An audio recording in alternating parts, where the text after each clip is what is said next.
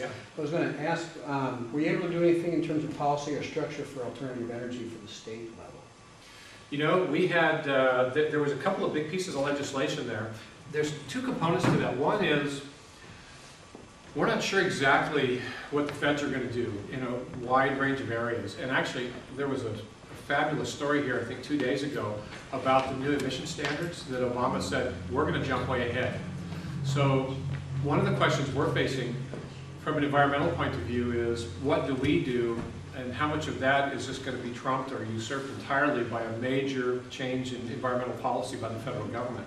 So we started the session talking about cap and trade. We started the session with a bill the governor wanted that was going to modify 937. And in the end, we didn't do any of those things. We did pass a lot of small pieces of environmental legislation, but the big ticket items we didn't. Combination of people not being able to agree or not knowing exactly what to do. You know, we kind of followed the lead of the experts in that area, the committee chairs, and although there were some good things that were done, one of the other problems we had is almost all of the good environmental legislation costs money that the state does.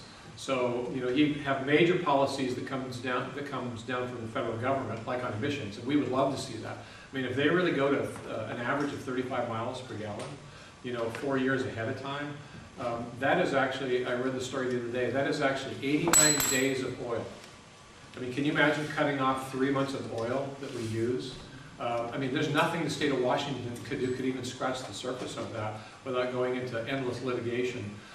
So we're kind of hopeful to see some progress there. We made a lot of progress in wind, and we're going to see a lot of alternative energy. We had some proposals that the industry brought forward, and we're kind of getting treated like the major league sports teams right now, which is anybody that has major corporations that come in, for instance, and do wind. They're doing the same things to the sports teams do. Basically, they're going to all the states and saying, well, how cheap will you make it for us? Well, how many tax breaks will you give us? And then they make all the states bid against each other, and they're like, well, fine, if you won't give us more money, we'll move to Oregon. And we're like, we're trying to figure out how to create jobs here in Washington State. So, but we're also dealing with this kind of bidding war between different states that want, you know, we have the ability to do a lot of wind generation, for instance. But we want to see those, you know, we want to see as many products built here within the confines of Washington State as we can. But everything from ferry boats to energy to everything else now, it's a problem for us. Because, for instance, we would like to see ferry boats built here in Washington State. We don't want to go spend several $100 million on something built in Louisiana where they don't have any labor laws or anything else. We want to create jobs here. But it costs us more money. And so, you know, we really struggled. At the end, we said, we'll pay more money to create jobs here in Washington State. And you can't compete with some of these states.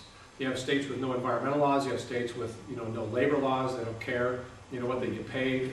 You know, it's very, very different. Washington State, compared to these other states, as an example in our unemployment insurance fund, it's the best in the country. You know, we started the session with $4 billion. Now, we were able to put more money into unemployment than any other state. Most of the states' unemployment insurance programs are actually bankrupt. They just basically say, we don't have any more money, it doesn't exist anymore, they're no longer solvent. We started the session with $4 billion.